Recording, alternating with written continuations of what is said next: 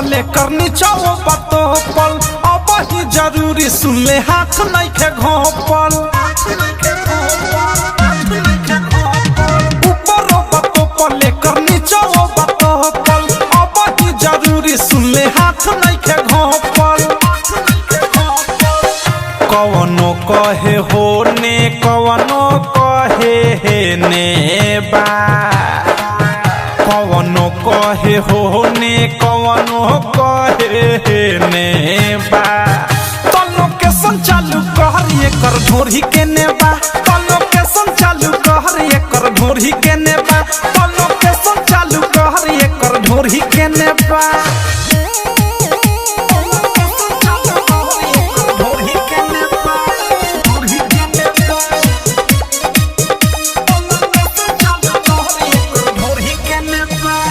मालविया टंची तबिया पोलाई ऊपर से नीचे ले बाटे गेलाई मालविया टंची तबिया पोलाई ऊपर से नीचे ले बाटे गेलाई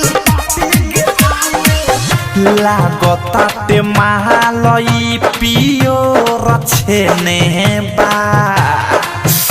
लागताटे माल ई पियो रछेने बा तो लोकेशन चालू कर एकर ढोरी के नेबा तो लोकेशन चालू कर एकर ढोरी के नेबा तो लोकेशन चालू कर ढोरी के नेबा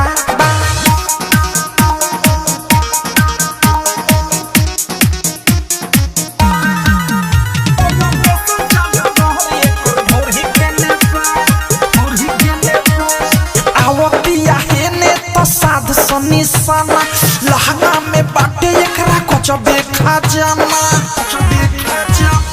अवधे से राइटर थारू साध निशाना अनुराग मिसाइल बाटे कचबे खजाना रसदार चीज देख आइल एने बा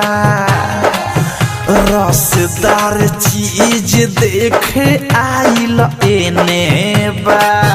तो लोकेशन चालू कर एकर ढोरी के नेबा तो लोकेशन चालू कर एकर ढोरी के नेबा तो लोकेशन चालू कर ढोरी के नेबा। आरसीएम म्यूजिक न्यू ऐप अभी डाउनलोड कीजिए हमारे गूगल प्ले स्टोर से और पाए भोजपुरी लोकगीतों का एक से बढ़कर एक ऑडियो वीडियो सॉन्ग बिल्कुल मुफ्त।